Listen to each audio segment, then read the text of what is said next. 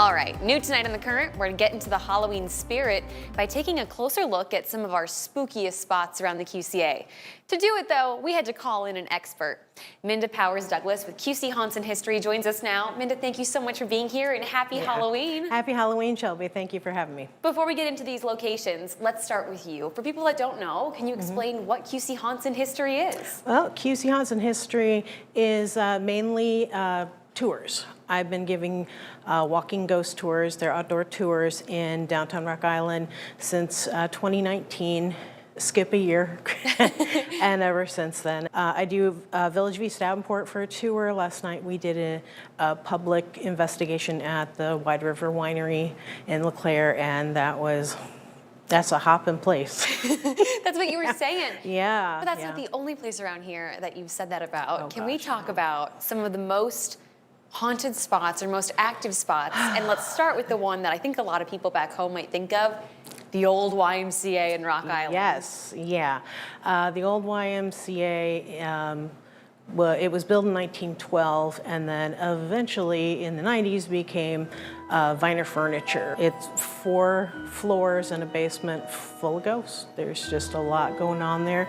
First time I went in there, I'm like, oh my gosh, I'm feeling things. I'm seeing, you know, like a balloon on my mom's hand and roll right off after it bounced on her hand and she wasn't moving it.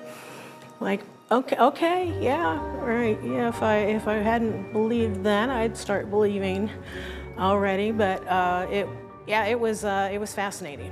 And that's something that people have recounted, you know, feeling or seeing or experiencing things on all 4 levels of that thing. Yeah. There's an investigator that I know of who says that it never disappoints.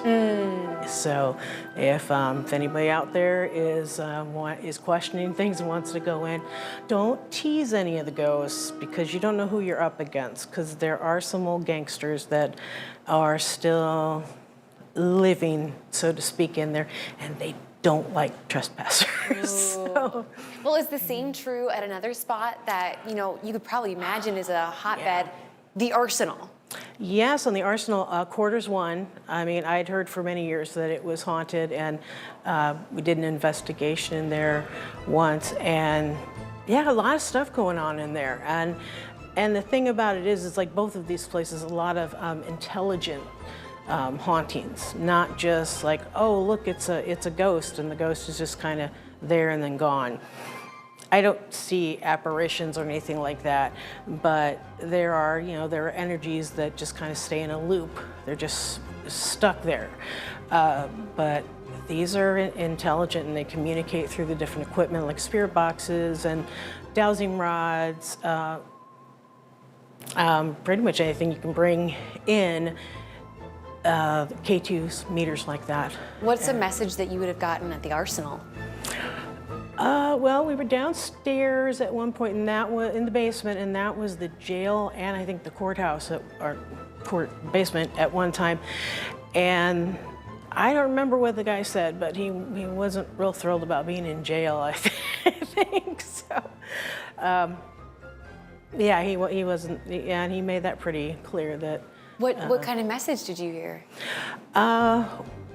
What I noticed with some people, like one person, I don't think she got a really severe headache, and that could, you know, sure, that could be discounted. But last night at the winery in the Airbnb above, a number of us had headaches, like stomach aches, different things that we'd walk out and then we would be fine. So that's, yeah, if you physically feel something, that's somebody trying to tell you something, or they're just, maybe they're just saying, get out, leave us alone, but it's often a communication. And that's something that you run into a lot in our last place we're going to talk about, which when I asked you for 3 locations, you just said one of them has to be the entirety of downtown Rock Island. Yes, yeah. I have my tour route for a reason. It's called my Gangsters and Ghosts Tour. And it is a lot of gangsters. John Looney, that was his place. That's where he ruled. And I have a ghost guarantee on that tour. Because if you say John Looney's name, his henchmen come out. Ooh. And they're like, what are you doing talking about our boss? And I'm like, you need to retire, because he's long dead, so are you.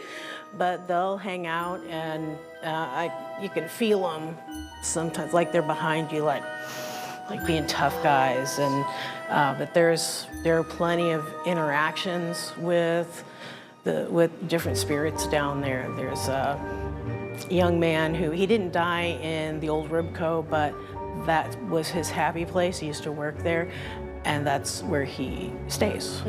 So I'm sure he's gonna be glad to have it open again, to have a little more fun going on in the building. And if people want to check it out for themselves, do you end your tours at Halloween, or do you continue on?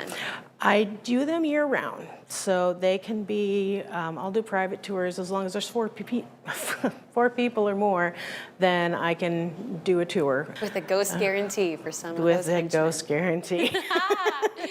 Minda, I cannot thank you enough for your time and coming in today and sharing some of these stories with us. Thank you. Happy Halloween. Happy Halloween. I hope you enjoy it.